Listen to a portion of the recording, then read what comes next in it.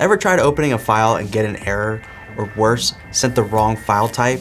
Choosing the right file format matters more than you think. Stick around and I'll show you when to use PDFs versus Word, PNG versus JPEG, and more.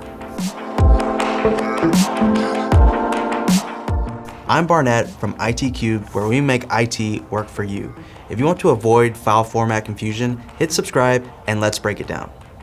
First up, documents. Use a Word file when you're editing text, but if you're sharing a final, unchangeable version, go with PDF. It locks the formatting and it looks the same on any device. Think of it this way, Word is your working draft, PDF is your finished product. Quick tip, need to edit a PDF? Try Save As in Word or an online PDF editor. Next up, images. JPEG files are best for photos because they compress well and keep file sizes small. But if you need high quality with a transparent background, use PNG. JPEG is great for photos, PNG is perfect for logos and graphics. Fun fact, PNG supports transparency, JPEG does not. Spreadsheets. If you're working with complex data and formulas, stick with Excel.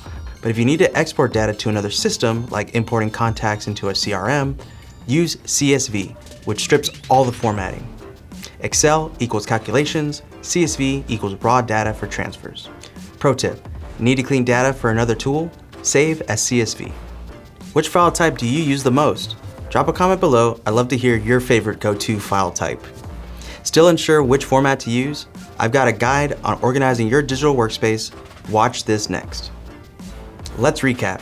Use Word for editing, PDFs for final documents, JPEGs for photos, PNG for graphics, Excel for data, and CSV for transfers. Follow these tips and you'll never send the wrong file again. Like this video, hit the thumbs up, subscribe, and share with your team. More IT tips coming your way. See you next time.